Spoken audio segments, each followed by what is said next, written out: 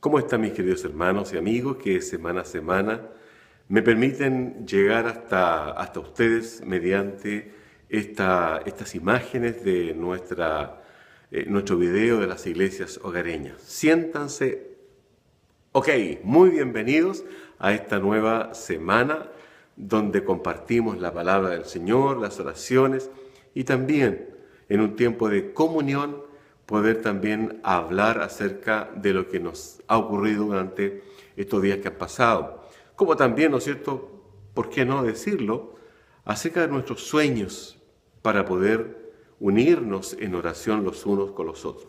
Esta semana revisamos el pasaje, uno de los pasajes más importantes del Nuevo Testamento, en el cual a través de un diálogo personalizado, entre Jesús y Nicodemo, encontramos nosotros la enseñanza relacionada con lo que hemos estado compartiendo desde el domingo hasta ahora, que dice relación con cómo nosotros debemos regresar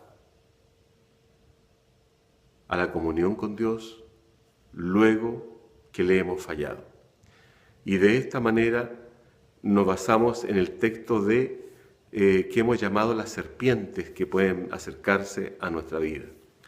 Bien, vamos entonces allí en Juan capítulo 3, donde está nuestro texto base para compartir. Dice Juan capítulo 3, nos dice el versículo 13, nadie subió al cielo, sino el que descendió del cielo, el Hijo del Hombre.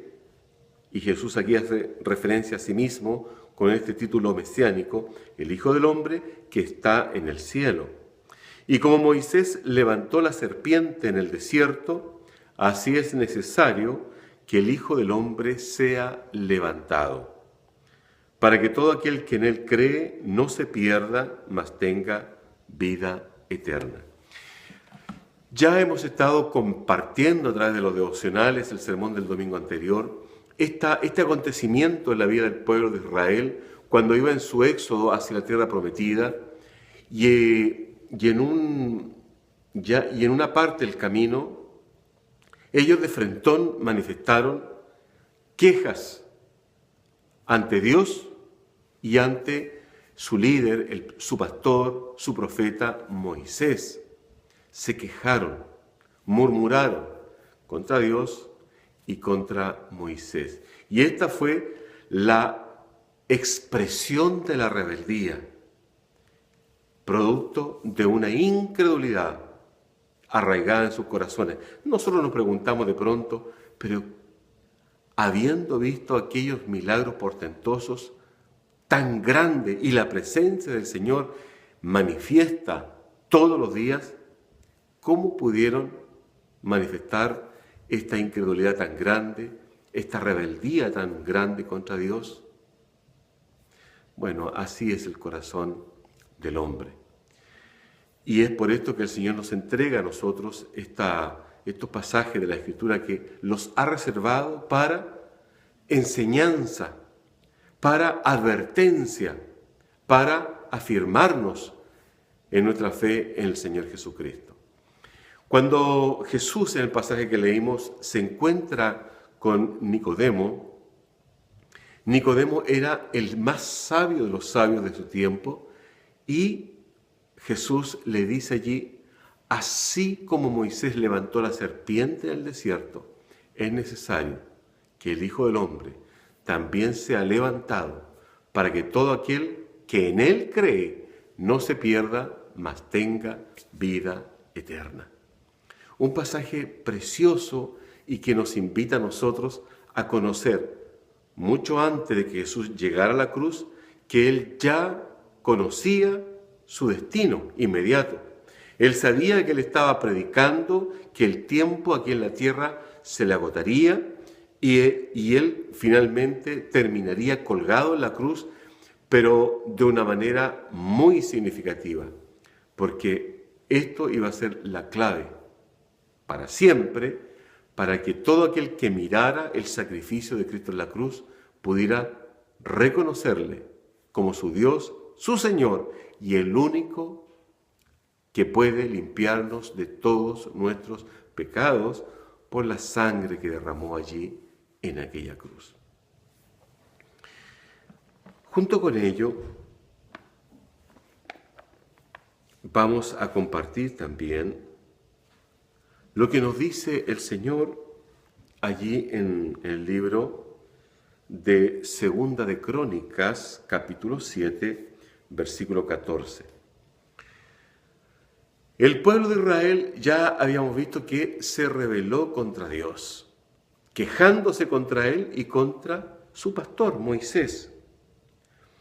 Y el Señor le dice al rey Salomón, el día en que se consagra el templo allí en Jerusalén.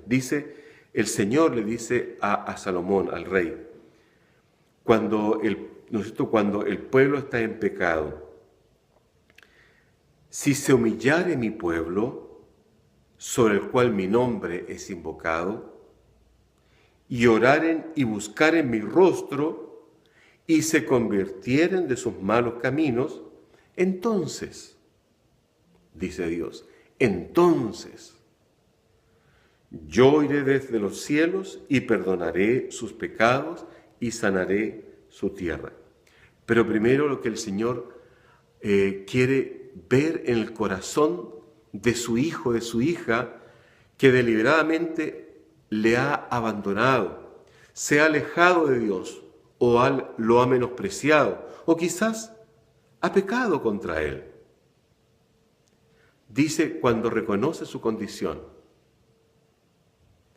si se humillare, orare y buscare mi rostro, y se convirtieren de sus malos caminos, el Señor lo que está diciendo allí es, si se arrepintieren de sus pecados, entonces el Señor va a perdonar, Él está dispuesto a perdonar nuestra maldad, nuestra perversidad, aún nuestro rechazo a la persona de Él, de nuestro Dios. Pero Él lo va a hacer cuando ve que el corazón de su hijo o de su hija está arrepentido. Y reconoce que por sí mismo no es capaz de poder volver a tener esta relación de amor, esta comunión con Dios, porque hay algo que lo divide, y esto es la necesidad de humillarse delante de Él, reconociendo que necesita de Dios, y en segundo lugar, en oración, buscando el rostro del Señor, pero también, en tercer lugar, abandonando el lastre y la huella de muerte que conlleva el pecado no confesado. Me arrepiento de mi pecado, entonces Dios nos restaura. Y el Señor es maravilloso. En su misma palabra a nosotros nos dice de la siguiente manera: la sangre de su Hijo nos limpia de todo pecado. La sangre de su Hijo nos limpia de todo pecado. ¿Cuál sangre? La que Jesús derramó allí en la cruz del Calvario. Cuando Jesús dijo, es necesario, así como la serpiente en el desierto, que el Hijo del Hombre sea levantado, para que todo aquel que mira el sacrificio de Cristo en la cruz, se arrepiente de su condición y cree que Jesucristo es el Señor, es el Salvador, es el que le limpia de todo su pecado, entonces la sangre derramada de la cruz en ese momento se hace eficaz y lo santifica, lo limpia, lo purifica, lo bendice.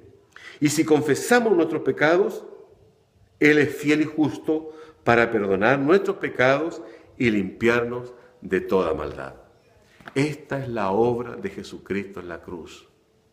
Volvernos al Padre, reconciliarnos con el Padre, volver a unir el puente de comunión entre Dios y nosotros. No es que lo haya roto Dios. Nosotros los hombres lo hemos roto por causa de nuestra rebelión, nuestra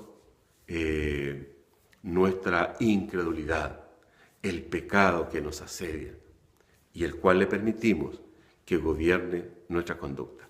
Que el Señor nos bendiga.